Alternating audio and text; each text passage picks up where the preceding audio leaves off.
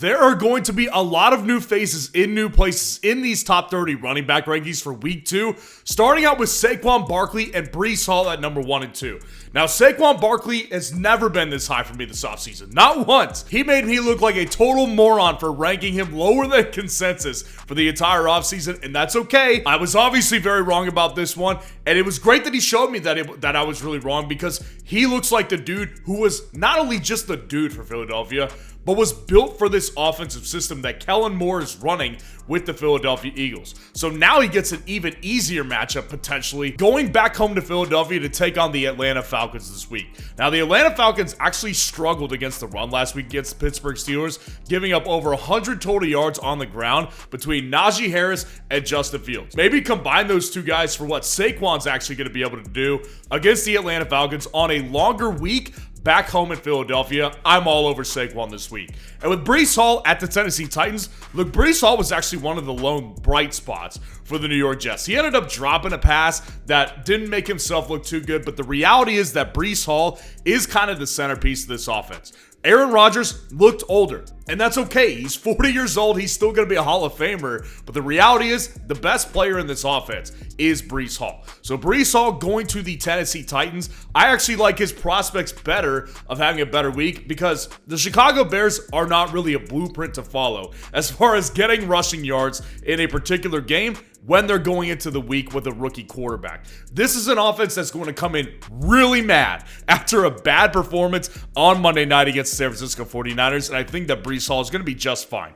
Now, dropping down to our next tier right here, I've got Devon Etienne at number 3 and Kyren Williams at number 4. So obviously this is completely dependent on if Devon Etienne plays or not. Last update we've had, and I am filming this on Tuesday night, is that Devon Etienne was an estimated DNP, did not practice on Monday, and did not practice actually on Tuesday. So his prospects might not be looking super great with an ankle injury that he clearly suffered from in that first game of action.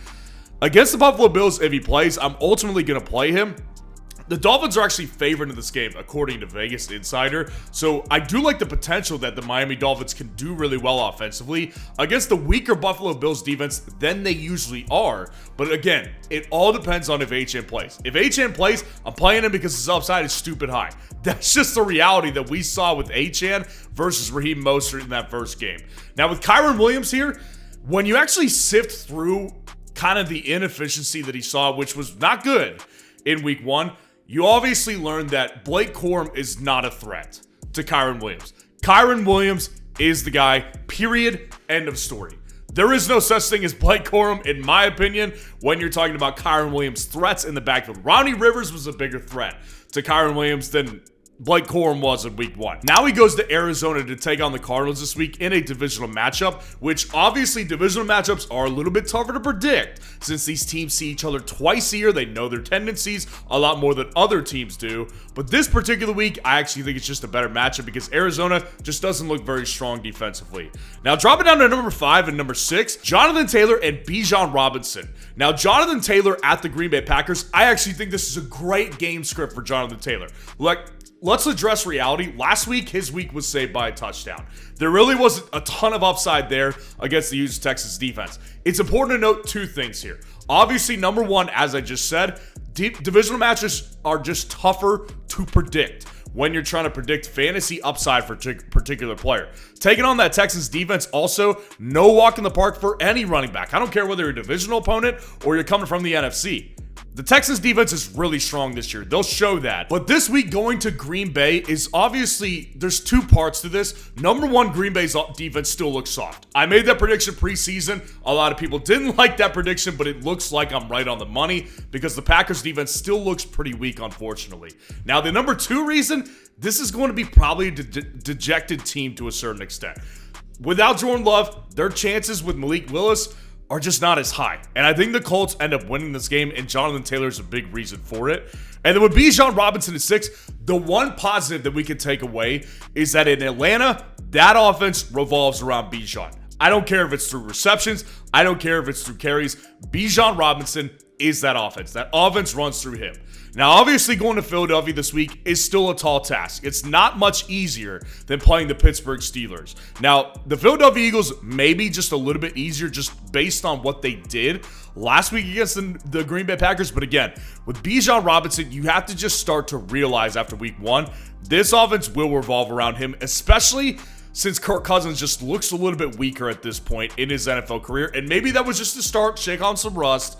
But right now, we saw what Bijan Robinson did in week 1. We can expect that workload to continue, and he will also continue to progress and possibly get in the end zone this week. And by the way, guys, I'm making sure to do everything I can to get us all ready for week 2. So please go down there and drop a like on this video and subscribe to the channel to show your support if you're getting value from the video today. Now, dropping down to our next tier right here, I've got Jamir Gibbs at number 7 and James Cook at number 8. So with Jamir Gibbs versus Tampa Bay, I've actually seen some people kind of wondering what they should do. Maybe sell high on Jamir Gibbs. Listen, Jamir Gibbs is going to be just fine.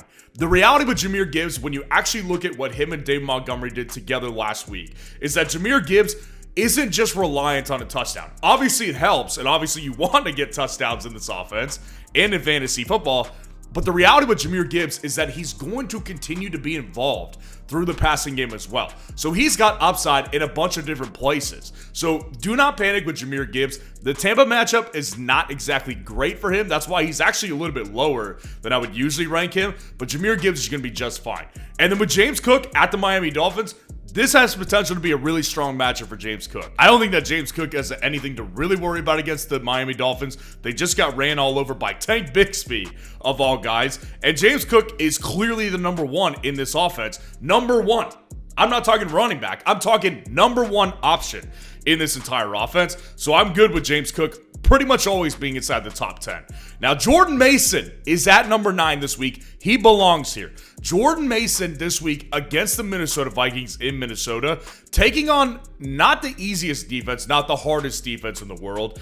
And the reality with Jordan Mason is I did not expect him to do what he did on Monday night against the Jets. I did not know he had that in him. He was an absolute animal out there against the Jets. And it totally shocked me watching that game, just watching him just rip them apart and beat them down physically. So the reality is that with Christian McCaffrey right now, it looks like he's not going to be playing as far as we sit here today. So go ahead, get ready, and get comfortable with firing up Jordan Mason as a top 10 running back this week. Now, James Conner and Isaiah Pacheco are at 10 and 11 here. And with James Conner, just the simple fact is that if you go back based on what he did last year and what he did in week 1, James Conner is a really good fantasy back still. I don't care if he's close to 30. He's still performing right now. He's going to take on the Rams this week, and they just got ran over by the Detroit Lions. And the Lions obviously have one of the best run games in the game, but James Conner is monopolizing this backfield, and he's still extremely efficient with a rushing quarterback. James Conner is a really good fantasy running back right now, and I don't see any reason it changes in week 2. Isaiah Pacheco, it kind of looks very similar to how it looked last year to me personally. They're still going to get Samaje Perine more involved in targets. I do believe that, and you saw a little taste of it in week 1. And against the Bengals this week, I think it has potential to be a high-scoring matchup. And based on what the Bengals just gave up to Ramondre, I'm not worried about the matchup one bit. It really just comes down to what his entire workload is going to look like. Because if he keeps getting touches vultured away from Samaje Perine, it's going to lower his ceiling for sure. But obviously being on the best offense in football and taking on one of the worst defenses in football, quite possibly, it obviously gives you still a pretty good ceiling either way. Joe Mixon at 12 rounds out this tier. Joe Mixon made me look like the village idiot. He made me look like the village idiot. I talked about it on what I got right and wrong. That live stream was full of wrong, and Joe Mixon was one of the biggest ones I had to address. He was unbelievable in week 1 versus the Indianapolis Colts. Averaged over 5 yards per carry on 30 carries. Outrageously good. So he's taken on the Chicago Bears at home in Houston this week, and I just simply think that Joe Mixon is in line for another good game. I mean, the Bears are definitely going to be a tougher out this week than I think the Colts were, but Joe Mixon, just with this offense in general, you want a running back on this offense. And I just didn't expect Joe Mixon to be this good this early on after missing all that time and being at the age he's at. Obviously, like I said, looked stupid for making that bad call. I'm back in on Joe Mixon for sure this week. Now, dropping down to our next tier right here, I've got Kenneth Walker at 13 and Derrick Henry at 14. Now, with Kenneth Walker, obviously, it's very similar to Etienne. We don't know what the status is quite yet, but we do know that he was dealing with a chest injury, and he looks like he's going to be questionable for this game at the very least. We'll have to monitor how this one plays out throughout the week during practice, and Kenneth Walker, if he does play, I want in. The question ultimately will be, how much more work does he cede to Zach Charbonnet if he is playing injured? Because if he's playing injured, what if his 20 carries go to 15 carries? Can he still maintain that efficiency against the defense that I actually think is low-key kind of good? The Kenneth Walker story is going to be one to watch this week, but obviously based on what he did last week, looks like the clear guy. He's going to continue to get touches in this backfield because this is going to be a run-first team, and Kenneth Walker still does lead the charge. And then Derrick Henry at 14, really what you saw last week was kind of, I think, the floor a little bit for Derrick Henry. Derrick Henry obviously can be worse because he scored a touchdown in that game, saved his week, but Derrick Henry does have like the potential to be a big boom play, and we just haven't seen it yet based on week 1. Week 2 against the Raiders, they're going to crush the Raiders. They are going to be in a run-first game script. This is the type of game I believe Derrick Henry could do really well in. So actually, I can make the argument he should be higher on this list. Just based on what he did last week, not looking as efficient, I'm not going to go ahead and put him higher than 14, but I feel really confident having him down this low, potentially at 14. 15 and 16, I've got Josh Jacobs and J.K. Dobbins. Josh Jacobs at 16, J.K. at 15. I'm ready to commit to J.K. Dobbins. I am totally committed to J.K. Dobbins. Looked incredible on all of his touches. I'm happy for the guy. He needs a break. He needed a break. He's had such a bad hand dealt to him in the NFL so far, and he looks ready to go. Against the Carolina Panthers in Carolina this week, I want in on a Chargers running back, and we kind of figured it out. He looks like the guy. Now, J.K. Dobbins did cede 11 carries to Gus Edwards last week, but Gus Edwards did nothing. He did next to nothing on those opportunities. So the chances for me that J.K. gets even more of a monopoly on this backfield are not less than 50%. So I like J.K. Dobbins a lot. I'm ready to commit to a Chargers running back, and I'm happy to be in this position because I wanted to be in on a Chargers running back all offseason. Now, Josh Jacobs at 16 versus the Colts. I've seen a lot of discussion about Josh Jacobs after I included him on my buy low trade target video. That was not received as I thought it would be because some people think that Josh Jacobs is not a buy low. Some people think that he's actually increasing in value right now. I see the point. Josh Jacobs should get more opportunities. What I will say is this: a running back on an inefficient offense is not valuable. So the Green Bay Packers are not going to be as efficient as they were with Love. You can guarantee that, especially if it's Malik Willis. Because the reality is, look at it from a defensive perspective. If a defense is on the field and they know Malik Willis can't throw, and he can't, by the way, what's your defensive game plan? I'm just going to stack the box against Josh Jacobs to make sure that we don't get beat by the run and make Malik Willis throw to all these guys because we know he can't really do that.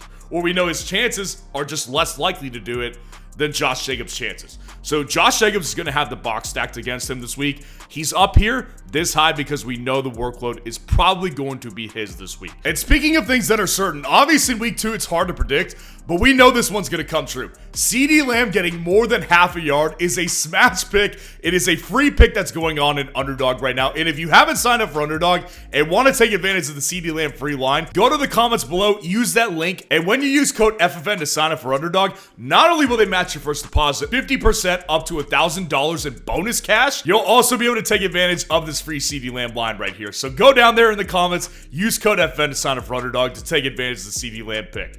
Now, dropping down to our next tier right here, I've got Alvin Kamara at 17 and David Montgomery at 18. With Alvin Kamara, he's lower this week because he's taking on the Cowboys. I said this earlier in the week. I don't think that we should look at the Saints team as a revelation. I don't think they're that good still. Now, they're probably better than I thought they were heading into the season because I had them pegged as like a bottom 5 team. But the reality is they did play the Carolina Panthers. They're going to Dallas this week to take on the Cowboys, who looked pretty flawless, to be honest with you, in week 1 versus the Browns. And I don't think that this is going to be a game where Derek Carr is going to be free. A lot of times he's going to get rushed a lot, which is going to increase Alvin Kamara's target volume for sure. But the reality is I don't think against this defense he's going to be as efficient on the ground as he was last week against Carolina. And then David Montgomery versus the Tampa Bay Buccaneers, just a tougher matchup. And again, as I pointed out earlier, really the reality with Montgomery is even though he will lead the team in carries a lot of weeks, he's also in a situation where he is touchdown dependent because he has no reception upside whatsoever and really doesn't have a ton of big play upside as far as breaking off like 50 to 60 yard runs, stuff that Jamir Gibbs can do. So we are reliant pretty much every week on a David Montgomery touchdown. While I think it's more of a lock than you can kind of count on for most other running backs, it still makes me worried against a strong defense like Tampa, and that's why he's down here pretty safely at 18. Travis Etienne at 19 and Brian Robinson Jr. at 20. Now with Travis Etienne, the reality is what I've been fearing all offseason has kind of come to fruition a little bit. The whole narrative of the offseason was Doug Peterson saying, we're going to get Tank Bigsby more involved. We're going to get him more involved. And they did exactly that. He split touches with Travis Etienne, and not only split touches, he outproduced him. He outproduced him last week against a weaker Miami defense. So this week against the Browns, I don't love that. And I'm not here to say that Tank Bigsby's all of a sudden taking over this backfield. Travis Etienne wouldn't be up here at 19 if I thought that. So I think that Travis Etienne probably out-touches Tank Bigsby again because you have to factor in the reception work that he received. He still does receive reception work, and he will continue to do that against the Cleveland Browns. But ultimately, if he's not monopolizing this backfield, if he shows that kind of efficiency that he did last week, it's not great for Travis Etienne. And then with Brian Robinson Jr. at 20, I said this on the buy low, I think Brian Robinson is going to end up being a really good play this year. Against the Giants, this is obviously a plus matchup in his favor. And the reality with the Brian Robinson situation is that he's playing with a rushing quarterback who, ironically, was willing to check the ball down more than I thought he would be. And Brian Robinson did have some targets. Obviously, he ceded a lot more to Austin Eckler, but Brian Robinson will dominate the carries. And I think we'll see that this week and possibly an end zone trip, again, with the New York Giants matchup. And then Tony Pollard at 21 and Rashad White at 22. Tony Pollard kind of showed himself like he's the guy. And this shouldn't come as much of a surprise. Like, if you actually looked at the numbers, Tony Pollard was signed to be the guy. He was signed to be the guy, getting $8 million a year, basically. So it's not really a surprise that he's the guy. Against the Jets here, I just kind of think the matchup is tougher. That's kind of where I'm at with Tony Pollard. I really wish that he had a better matchup because I'd probably rank him higher. The Bears, he actually did pretty serious work with. Tony Pollard was actually pretty efficient last week. And just with the New York Jets matchup, that's the only thing that gives me pause because it's not only I think the Jets are going to be a good defense too, I think they're going to be mad. Like, I think they're going to be really mad in this game, and Tony Pollard probably doesn't have his best game. Now, with Rashad White at 22, I'll tell you what, rewatching that game, I realized that Bucky Irving was just more dominant on his carries than Rashad White was. Now, a lot of the times, like, Bucky Irving did produce more towards the end of that game than Rashad White did, but Rashad White was so inefficient in that game. It's like, how long does it take this team to realize that Rashad White has been inefficient all along and he needs help? Rashad White will get the reception work, though. He's still a good receiving back. So I ultimately do think that Rashad White is in a little bit of danger with the carry opportunities, but I still do think is going to take enough of a workload where he could be a top 25 back this week. And then Aaron Jones to round it out at 23. He also made me look like the village idiot. I didn't have him in the top 30 last week. Obviously, he did really well last week. And people are probably still going to think this is too low. The reality is he's taking on the 49ers. And the 49ers are opening up as big-time favorites in this game. There's a lot of reasons for it. Number one, the 49ers defense is great. Number two, they know Sam Darnold because they had him last year, so they know exactly how to prepare for him. And yes, it matters for Aaron Jones because with Sam Darnold, he's going to make that team one-dimensional this week if it ends up playing out the way I think it will, which is they will shut the passing game down. So Aaron Jones is going to have to get it done on the ground. I don't love his chances against the 49ers front, but I still do think that Aaron Jones has the potential to pop, and that's why he will be higher in other weeks, but this week, I don't think it's a great matchup. Now, Zach Moss and Najee Harris start out our next tier at 24 and 25. Zach Moss against the Chiefs kind of did show that he was the RB1 last week against the Patriots. And I do think that this matchup against the Chiefs is going to be a high-scoring one to a certain extent. And I do personally hope that the Bengals can kind of snap out of their consistent early season slump that they seem to experience every single year with Joe Burrow. against the Chiefs this week, because if they do, you want a running back in Cincinnati. I mean, Zach Moss did get in the end zone last week. It shows that based on what we know with the Bengals, if they get back to full speed, Zach Moss will be a pretty valuable asset. So I'm not going to have him outside the top 30 just yet, because I know the Bengals bounce back is coming, and I'm hoping it's this week. Now with Najee Harris at 25 at the Denver Broncos, not loving the matchup. Don't love the matchup here against Denver, but the reality is, something I kind of thought about all offseason, Najee Harris is just kind of a better fit for this Arthur Smith system. He monopolized the backfield in carries. 20 carries compared to Jaylen Warren's 2 carries. Not a great stat line for Jaylen Warren, but obviously seeing Najee handle that workload is a very positive thing. So with Najee Harris here, I ultimately do think that he's going to have upside based on volume, and based on the fact this is a low scoring matchup, probably does have an opportunity to get a goal line touchdown here. Now with Jerome Ford at 26 rounding out this tier, Jerome Ford against the Jags, listen, Jerome Ford is not somebody I've thought is a great player in the past, and I just think that his offense is like betraying him. Like his offense with Deshaun Watson, it's horrible. Deshaun Watson's a bad player. He's an embarrassment to the league. So his upside is just capped with a bad quarterback, making this team one-dimensional. That's the reality. They have one less weapon now with David Njoku as well. So against the Jags defense, I think it's a pretty decent matchup. But the Browns offense just does not look good, and Jerome Ford is just not good enough to carry this team to actual offensive efficiency. Now dropping down to our last tier, Devin Singletary and Ramondre Stevenson at 27 and 28. The one positive thing that we did gain from Devin Singletary last week was that Devin Singletary he really did have a stranglehold on that running back field for the New York Giants. And obviously you can't really look at last week as a parameter for a lot of other weeks. Hopefully the Giants will have better offensive performances. I think they will. And this week against the Commanders here, I do think that opens up the better opportunity, because the reality is that they played a pretty tough defense last week with the Vikings. Now, the Washington Commanders, probably, if not the worst, one of the worst defenses on all of football. So the opportunity should be there for a guy like Devin Singletary this week, but ultimately, just in this offense, very low ceiling. Ramondre Stevenson, also pretty low ceiling. I don't think the Patriots are a revelation. Obviously, he made me look stupid too, similar to Aaron Jones. Had a great week last week against the Bengals. Against the Seahawks, it's a different story. The Seahawks defense is a lot stronger than I thought they were going to be. And Ramondre Stevenson, like I said, with the Patriots, I just don't see him as a revelation. This has a low over-under. The Patriots are opening up as 3-point underdogs. I think Ramondre Stevenson and the Patriots experience a dose of reality this week, but obviously monopolizing the backfield. Zeke Elliott at 29 and Raheem Mostert at 30, rounding it all out. Zeke led the team in carries, had a little reception upside last week, and got in the end zone. The reality with Zeke, though, is Rico Dowdle is still relevant in this offense. Didn't go exactly the way I thought it was going to, but Rico Dowdle is still involved to the point where it just kind of caps Zeke's ceiling a little bit, and this matchup against the Saints is not an ideal one. So Zeke against the New Orleans Saints this week, I just don't really love the upside. And the Raheem Mostert obviously was a disaster last week, and he's coming into the week injured. He is in a similar boat to Etienne where he did not practice either.